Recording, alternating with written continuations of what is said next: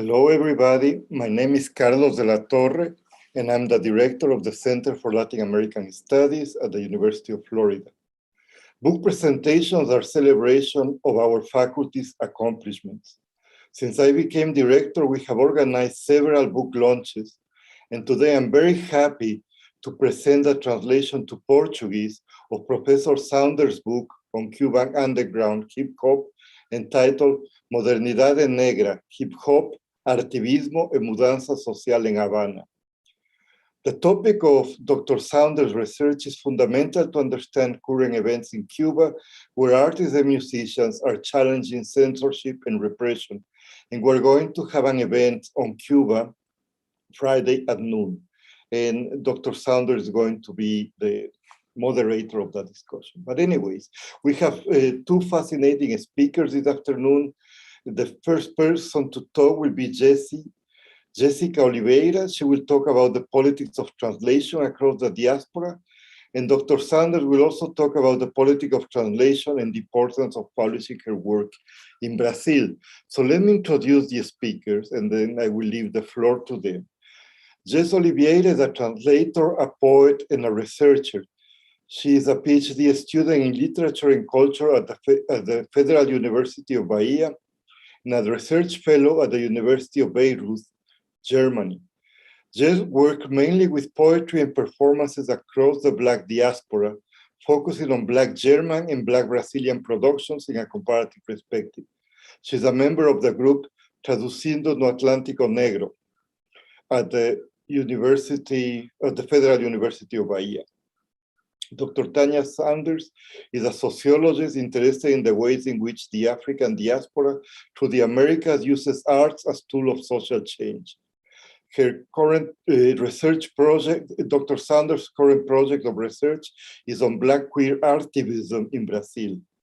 Dr. Saunders holds a PhD in sociology from the University of Michigan Ann Arbor.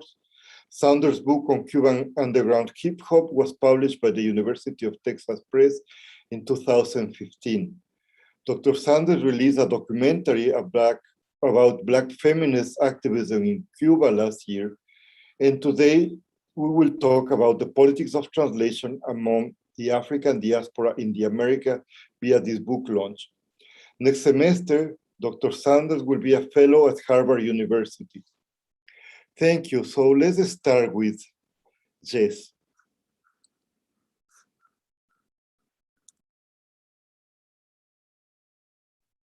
Good evening, everyone. Thank you for the invitation. It's a pleasure to talk about my work and to talk about this wonderful work that I did together with Dr. Saunders. That's really important to say that I didn't do it alone.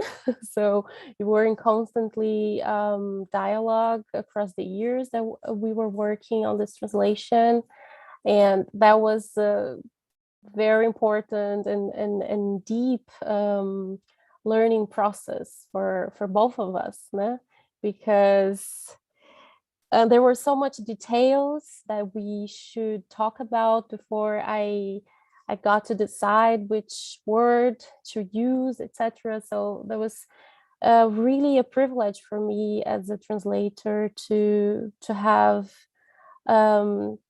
this path open with the author. So not always we have this opportunity to talk directly to the author. So sometimes we have to decide, and sometimes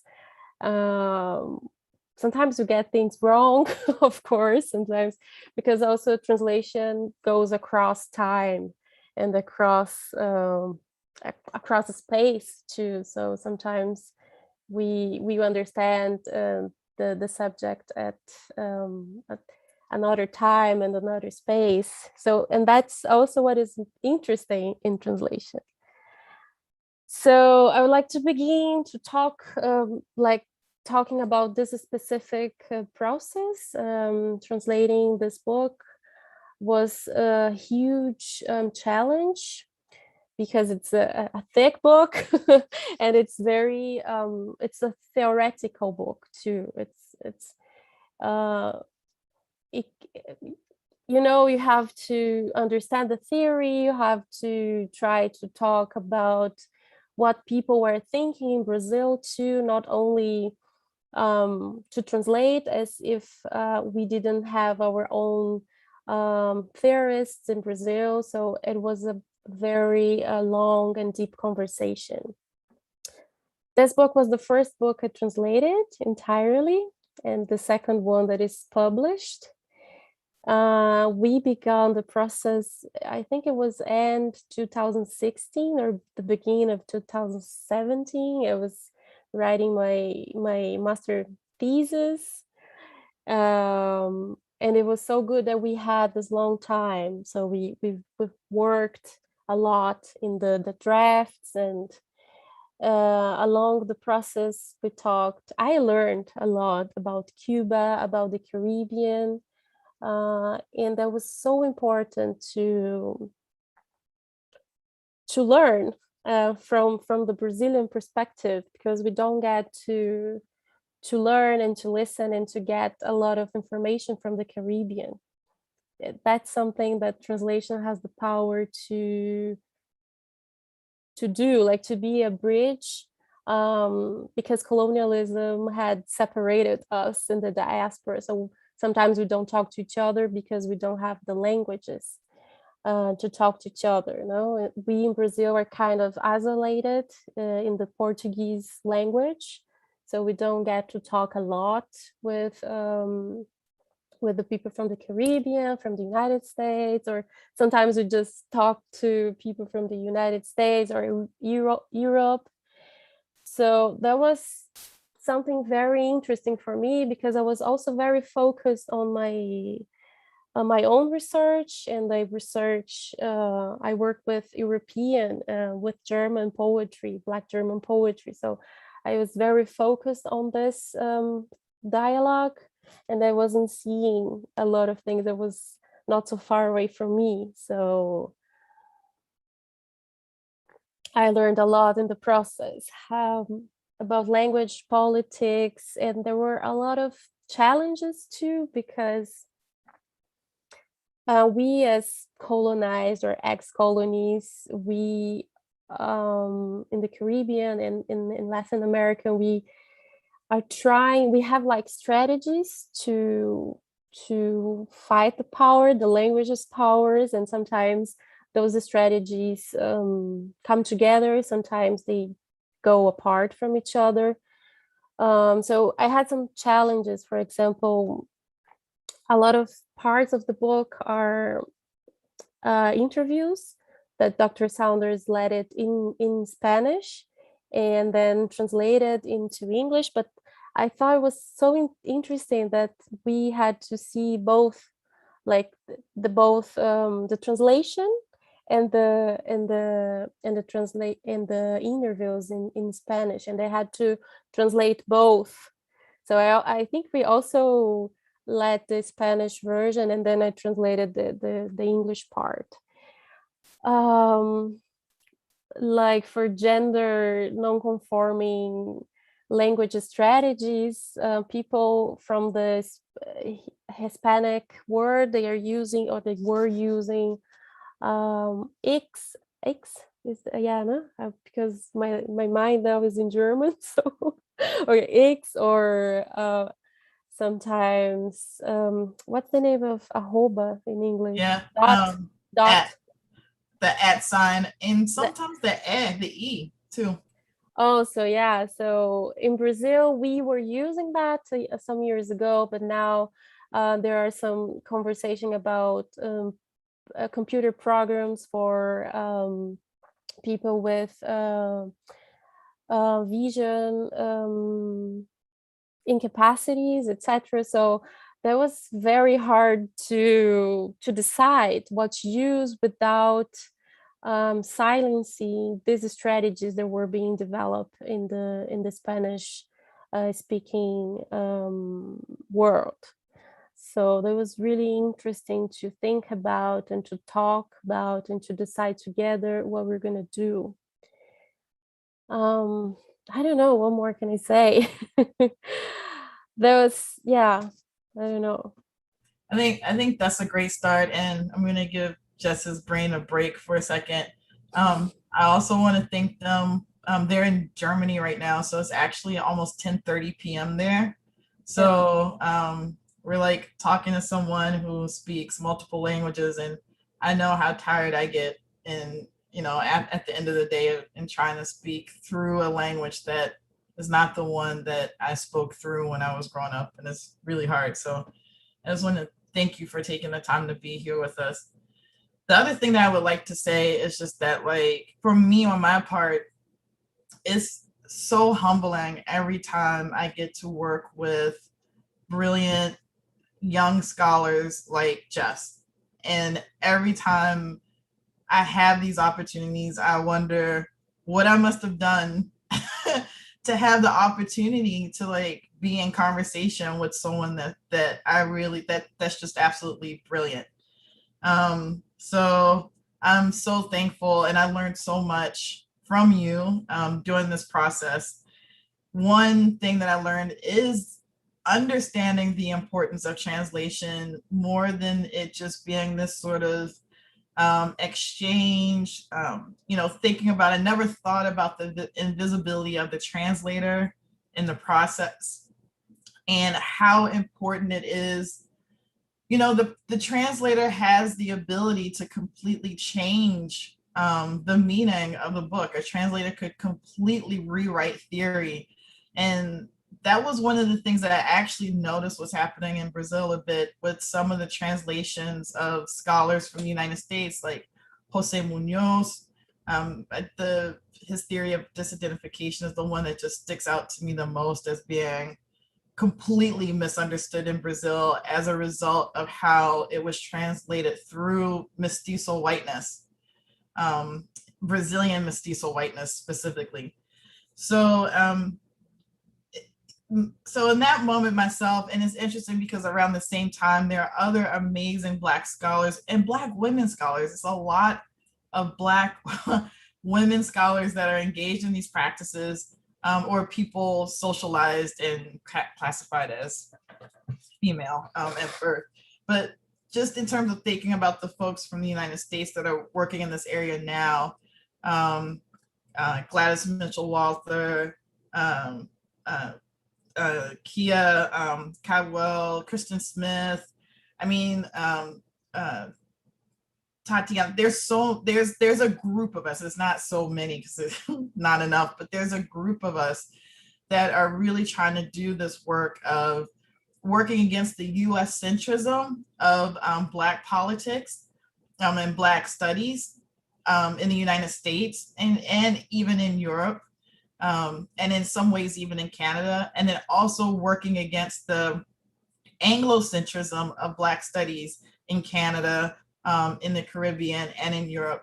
So, I think just through our moves and just connections in Brazil in particular, we recognize this need. And in my case, I really think, and I would like for more scholars in the United States to really take seriously the importance of translating their work into Portuguese and Spanish and other languages as soon as it's published, because there's a way in which there's something about the politics of translation in terms of when, like if something's translated 40 years later, how it's translated, who it translates it can completely depoliticize the work. And therefore take out the possibilities for it to have meaningful impact beyond the context that it was written. So that's one way to think about this in terms of the United States to outside of the United States or outside of Canada. But the other thing is the way in which we're not translating, especially Brazil. Like Brazil is just like off the chain in terms of like interventions into Black thought, full stop, right? And it's just the fact that we're not engaging this in the same way that we're engaging Audre Lorde, that we're not engaging Lelia Gonzalez in the same level, in the same way that we're addressing Audre Lorde, is also a huge, huge loss. In my conspiracy theory side of things, I'm kind of joking about the conspiracy theory part, but really, I do think that there is, you know, we think about the Dominican Republic, and we think about Brazil and their whitening policies in the early 20th century. Black US Americans were not allowed in these countries, right? So even though the United States was on the list of countries that these countries would receive citizens, they excluded Black US Americans. And the fear was that the movement across the hemisphere and the exchanges among Black populations would cause different populations to get radicalized. So there's like so many layers to this is what I'm getting at. So many layers. And then there's the centrality and the importance of the translator themselves. And this is where I really see how deeply, how Jess's work is such an intense and important, it's a key form of intellectual activism. If there's going to be any real decolonial politics that happens that centers on Black liberation, the Jesses are the key. Like, for real. So I just want to try to read a little bit from the introduction that Jess wrote, or you can read it too if you, like, I have it. I need to send you the copies because, okay. So I'm going to do my best at the translation, but in the note from the translator, they write, as a part of what Patricia Hill Collins called intellectual activism, debates about the epistemic transits that our theories, neologism, language plays, actions. Am I saying this right? Do you kind of remember what you wrote? Will you Pawns, you can also say pawn. Yeah, languages. Yeah. Go From ahead. what I remember, it's right. It's great. Keep going. Feel free to go ahead and summarize it. Since you remember, go for it. Yeah, I think I wrote something like it's that I also I'm thinking with other people. I'm not alone. Of course, I'm working with a group of intellectuals, and Carlos in the introduction talked about the group that I'm a member, group from the Federal University of Bahia, translating in the Black Atlantic. We are many. We are many, and we're working together all the time. We are always in contact and talking about decisions and doubts, and I was also, when I was writing it, the translation note, I was thinking with Patricia Hill Collins and with a politician in Brazil, a Black trans woman, Erika Malunguinho. And when she was elected, she said that it was like, oh my God, how is it in English? Something with possession, that we were getting back what is ours. So this kind of work, I see it as reparation, because as I said, like, colonialism took us apart, and we don't get to talk about our revolutionary strategies across the world. And it's really important that we get to talk to each other to understand how we are fighting to get free. So I wrote something like that my work as a translator is part of this reparation process and strategy that we are pursuing as a Black people around the world. Yeah, I think I wrote something like that. Also, I was criticizing the publishing houses in Brazil. There are all, or most of them, that has money to pay translations. They are most of from like white people whose fathers and great parents were masters, like slave masters. So now they are profiting from our thinking again. They're profiting from us again, from our work, from our labor. So I was so really pissed when I was writing that note, because now they and I was happy because Dr. Saunders' book is published through a public university publishing house, which is important too, because we're not exactly contributing to this profit from like white people, from like they're profiting from our work. So we are going aside this wave, no? this tradition in Brazil. So I also wrote something like that, like in this direction, that we that's important that we do it among us, like that we don't have white publishing houses saying and choosing our words and choosing who they're going to translate and who are translating it and how, because they do it also. So it's dangerous, a dangerous work too, because we are surrounded by white power, and also from and I was happy that we did it among ourselves, and that the book was not published through this kind of publishing houses. Yeah, I wrote something in this direction too. So, and actually, I don't think I think you might remember this. I think we talked a little bit about it, but that you actually remind me of an interesting and important part of this, and that is initially through the contact that we had with University of Texas Press, who now is not their contact anymore after what happened. But it was a white male Brazilian private publishing house, this guy, and he just went off and just trashed the book, trashed me, like just wrote these really very jacked up things. And emails back and forth, and I sent it to Texas, and I was like, who is this person that you have as your point person? And they were just horrified, right? So that contract ended quickly. But the thing that was interesting is just that, like, these are the same people that are also publishing Bell Hooks's work.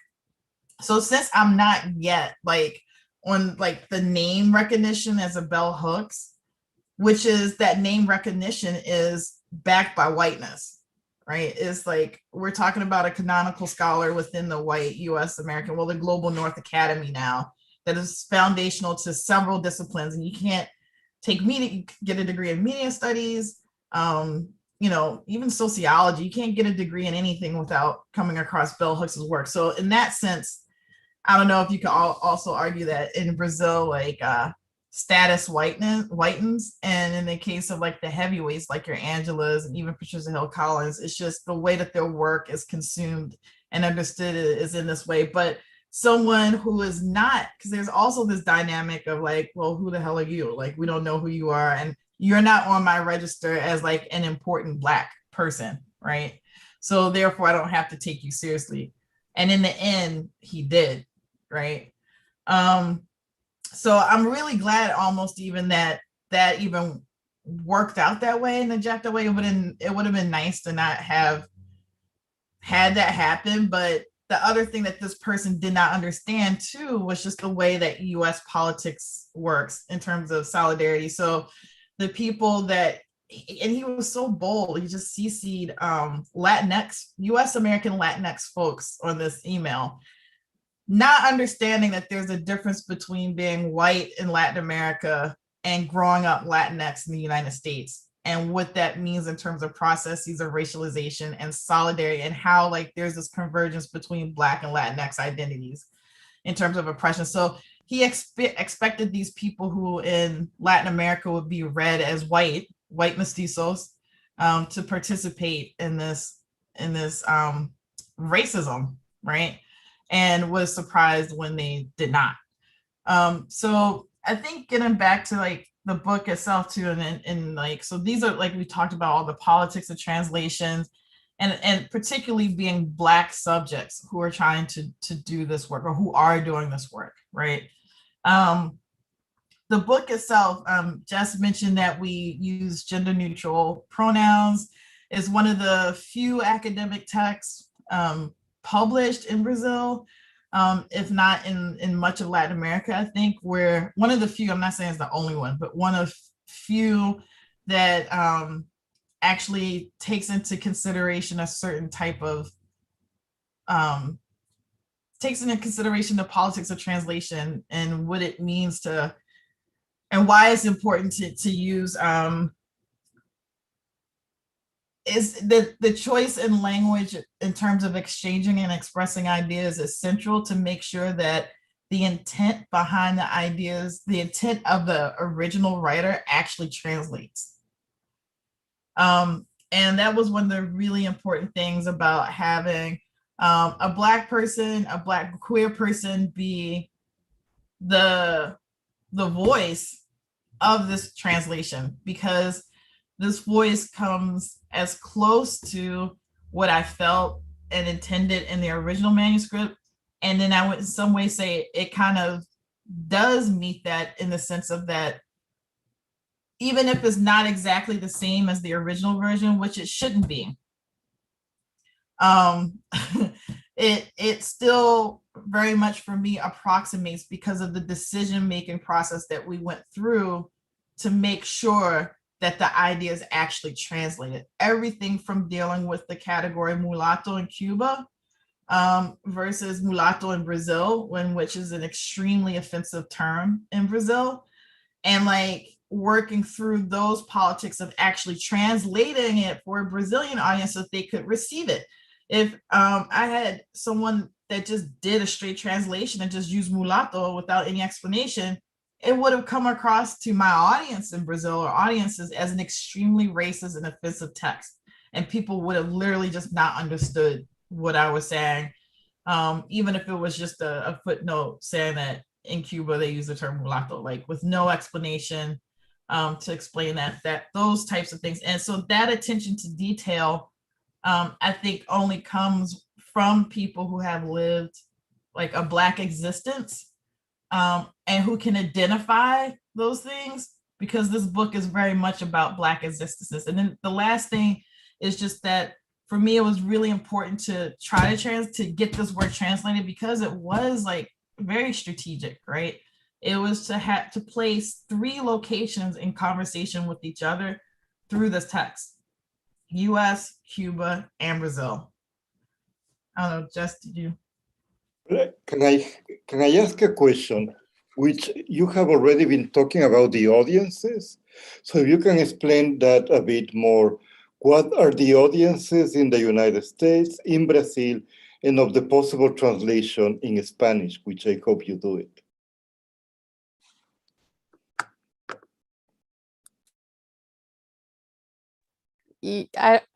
I don't know, actually. I can talk much about the US, but I think since the book is like connecting these 3 places, and also a lot of like it's connecting hip hop and gender and sexuality politics. So I think it has a huge public in Brazil that goes from the academy and to hip hop, social activists and artivists. No? So Dr. Saunders is also making this point between, or not separating art and activism. So I think in Brazil, the book has a huge and large public, and it's so important for us in Brazil to understand also these connections from hip hop that doesn't come exactly from the US, that has this, maybe it was made or was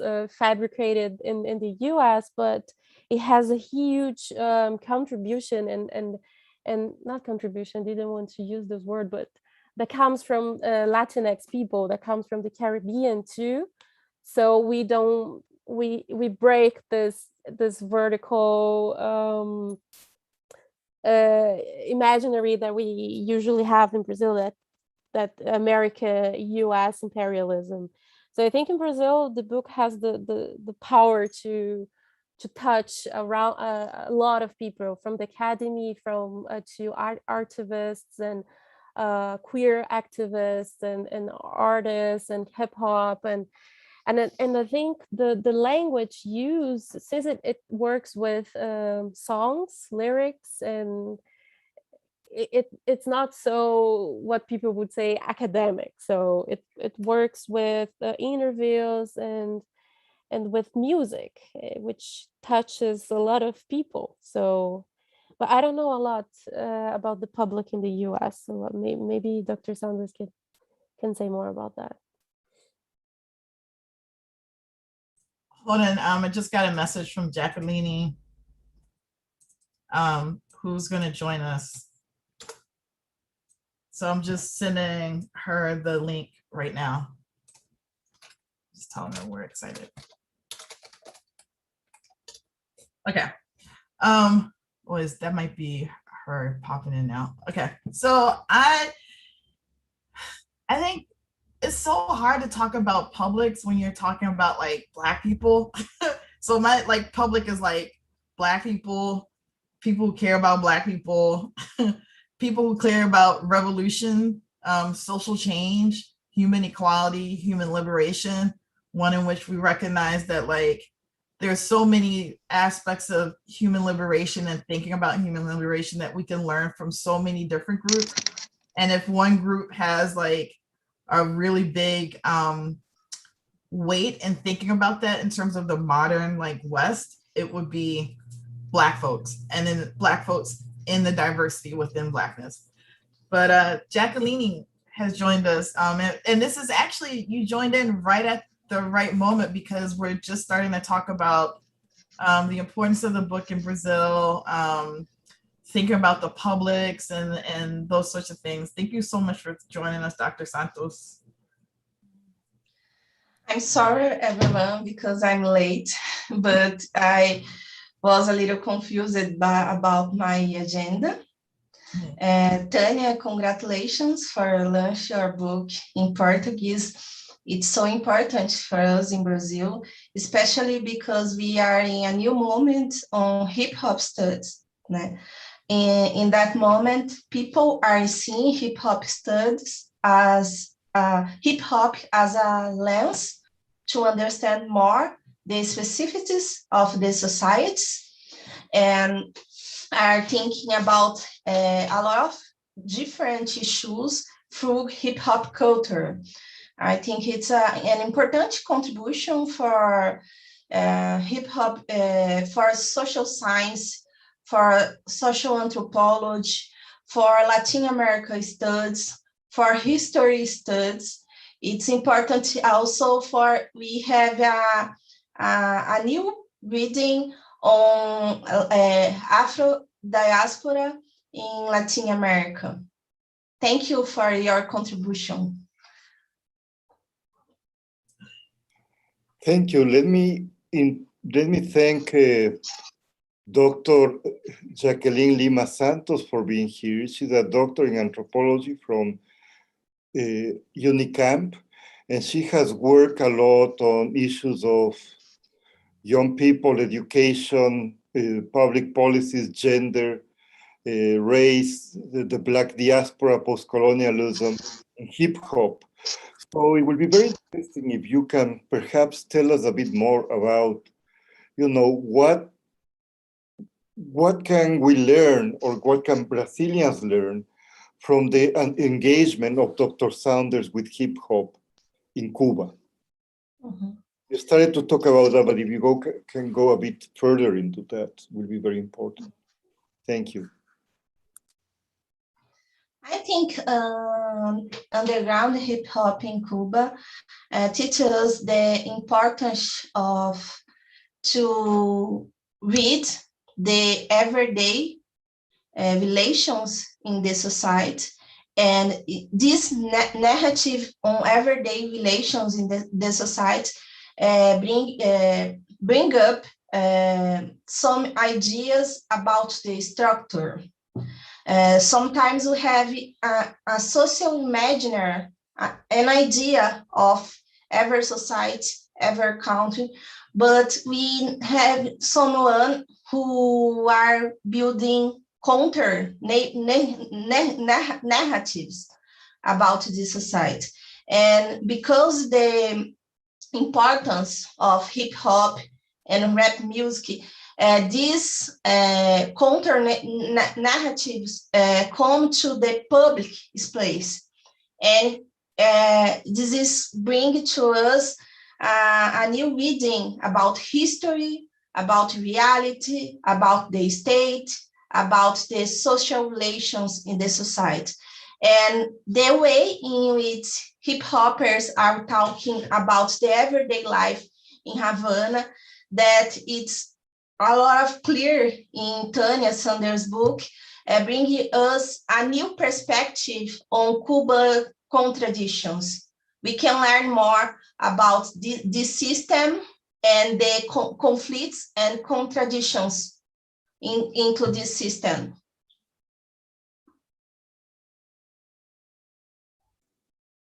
Dr. Saunders? I think that's a great summary. That's exactly what I was trying to do. I really intended this to be a very subversive text. And when I say it's intended to be subversive, it's because I just really tried to reflect back what I was seeing and learning in reality. And I think it's exactly that. And I think that the lives, the narratives, the theories, like anything that has to do with Black folks, just depends on imagining this whole other thing that's just not even real, that just is not reality. And I think Cuba, as a Black nation, I think has had to deal with this intensely, and Brazil as well, right? Mm-hmm. And other countries, but I always say it's the most intense with Cuba and Brazil. And in some ways with the United States as well, in terms of what people think they know about who US African Americans are, because it's just like, you know, I met a few and then I watched TV, Beyonce, Jay-Z, Tupac, and then that's it, right? And it's and it's like, well, you're watching the marketing of us, but you don't know what it's like in Biloxi, Mississippi, you know? So so yeah, that's why it was like, I wanted to be subversive, and that sounds like one thing, but really what I'm just saying is that I really want to do a very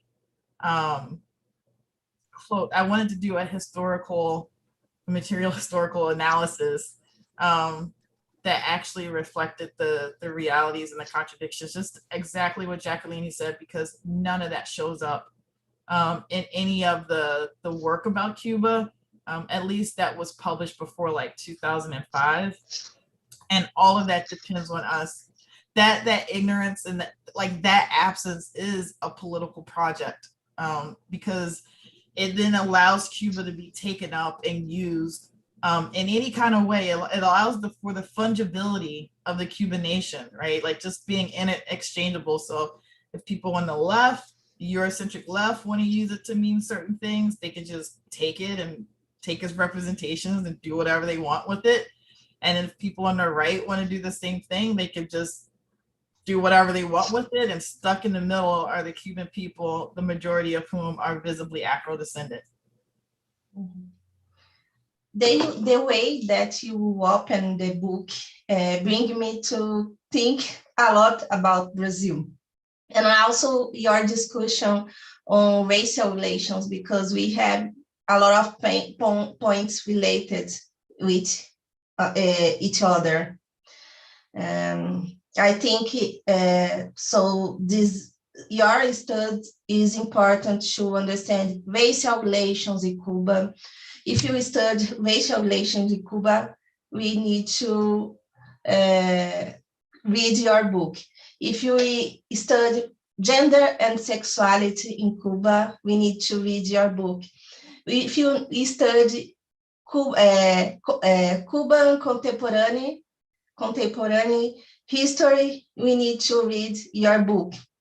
So it's important for every year.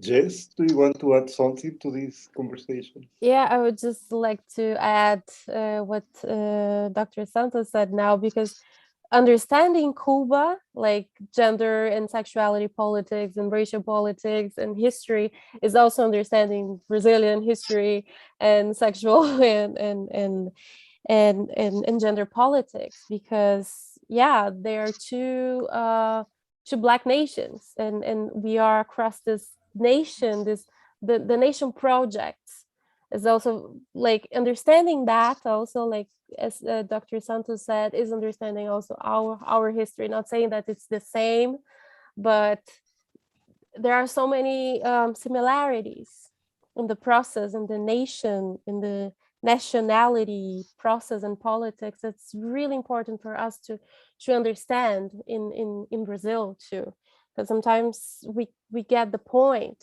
And also the for me it was really important to understand the relation with Haiti and Cuba and this fear of Black revolution that we have, that the Brazilian nation has too, and can say it with these words, but these politics are there since the beginning of the colony. So yeah, I'd just like to add that.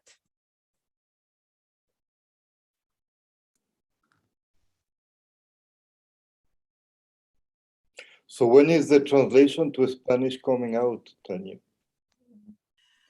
Yes, really good. I need to find someone to do it.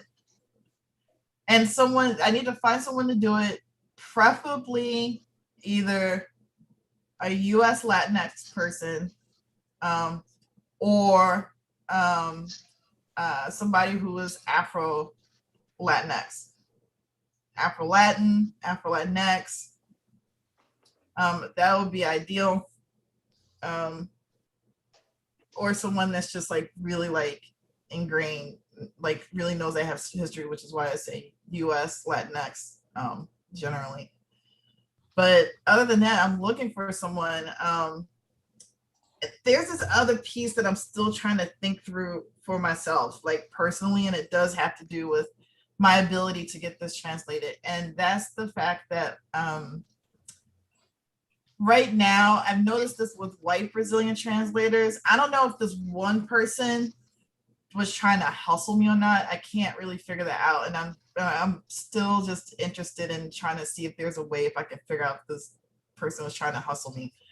But there's this thing where like, because the major publishing houses right now, several of which are about to merge into one big crazy conglomerate, which the Biden administration is like, that just came out in the newspaper today. They're paying people like $25,000, $30,000 to translate books, but they only pay those people to translate the books that they see as worthy of that kind of investment. So books by Black people, queers, whoever else, don't get translated. That's what happens. If they do get translated, they outsource the books to India and a few other places where they're paying maybe $200 a book to get the thing translated, right?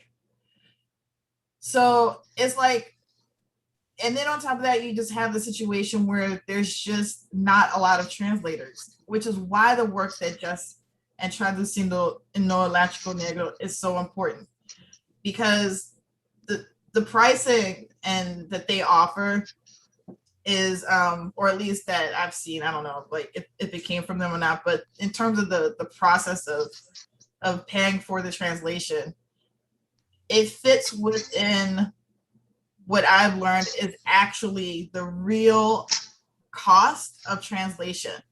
But there's not a lot of people that are translating in the ethical zone. That's the way I would put it. Like, there's not a lot of people translating in the ethical zone because they know that there's such a huge demand for translators that they can just go with the big publishing houses. And then on top of that, since it tends to be mainly light-skinned white folks, like white passing, whatever, white people that are like translators, it's just this really jacked up thing. And so even in the process of trying to find someone to do the Spanish translation, there are people that I could work with in Cuba, for example. But then like, it would be hard to get it published in Cuba. I could probably get it published in Cuba in another 10 or 15 years, you know, one is less political.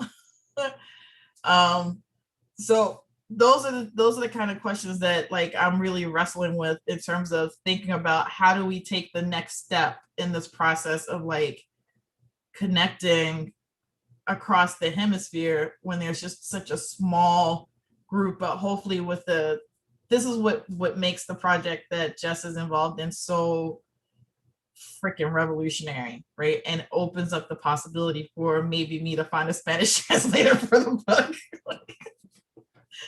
I don't know.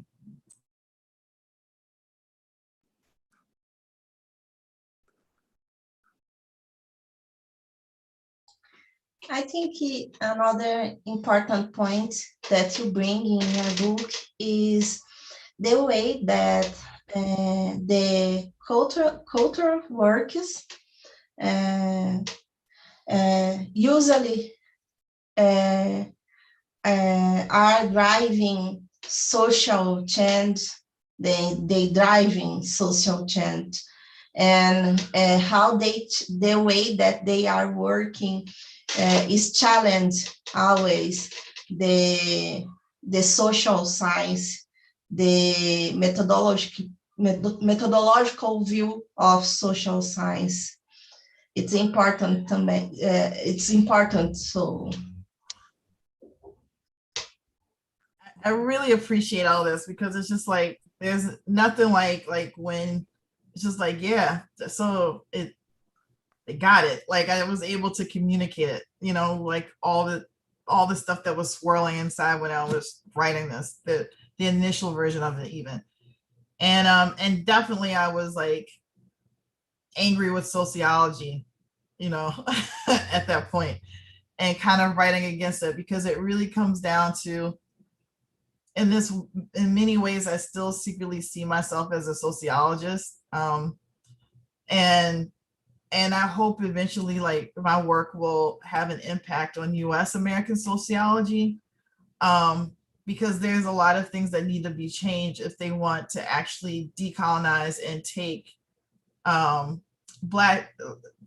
focus on Black folks, not as just objects of study, but as producers of knowledge, right? And so there's a lot that has to happen for that to actually happen with this sociology, but I don't think sociology as a discipline as it is now wants that, right? Because again, it's just a question about power, history of consciousness, knowledge production, and those types of things. And so I think in my own way, I'm just trying to, like many others, really kind of go ahead and work towards developing those methodologies, because there's going to have to be a certain set of, or broad set of methodologies that would have to be considered sociological methodologies in order for there to be any real study of Black folks, one that doesn't objectify us and you know, turn us into research subjects. And that's one of the things that I hope also came through the text, is that I don't see the people that I work with as like objects of research, but I see people as collaborators. Like, and I think being from Baltimore and growing up in a place where I was oftentimes an object of research, that pisses me off. That that would upset me. It still does. And like that process angers me, right? And so, and I'm also just inherently unable to see another person as not a person and imagine myself as being external to a social relation, you know? So it's just kind of like in terms of thinking about research methods and stuff like that, and even how you approach the field, how you think about people in the field and who you're engaging. A lot of that needs to change, but yeah, like a lot of it is just like frustration with the discipline and the fact that I see myself still as doing sociological work, but the discipline doesn't necessarily see it that way. The certain sectors of the discipline do, but the sort of core center still wouldn't see it that way. And in Cuba, how people see you as a scholar, as a research if we have this via a view on Black scholars. Mm-hmm. Hold that thought just a second, because I think Jess wanted to say something, and I'll answer that. I just want to just quickly say that I think like your book inspired me a lot, like methodologically, because I work with literature and poetry, but the way you wrote your book with the people you were intervening and listening to their music and songs, etc. I just want to say that I was really inspired by your methods. So I could relate with that, and I'm from another discipline, no? So I think I see your work as a really interdisciplinary work. So it inspired me a lot. It was while I was translating your book, I was writing my master thesis, and now when I look at and when I read my master thesis, I see the influence your work had, like methodologically, really. I think I never said that to you, but now I'm doing. So I just want to add that too. That's awesome. Thank you. I appreciate that, because that's like how I see it's about how Black folks produce knowledge, how our subjectivities develop. All of these things are through a different set of tools than a more Eurocentric one. And it's just like we kind of have to go there. But with Cuba is interesting and it's complicated, because at the same time I still have to deal with sexism, right? So it's like I have this sort of funky thing that's happening with me, because I'm Black and I'm queer, and a woman for all intents and purposes, right? But at the same time, I'm US American, and I'm in the US American Academy at a major research university. So those things yield sort of contradictory moments. Some moments where the US American scholar part like trumps everything. And then the parts where is there, but being a Black woman and queer trumps that. And so the way that I kind of feel like in terms of my work and stuff like that, like there are elements of it, and it depends on what intellectual circle is engaging it, even in a Cuban context. But there's still the piece that I have to deal with. And that piece is when I take those moments and I step back and I think, well, what did Audre Lorde do?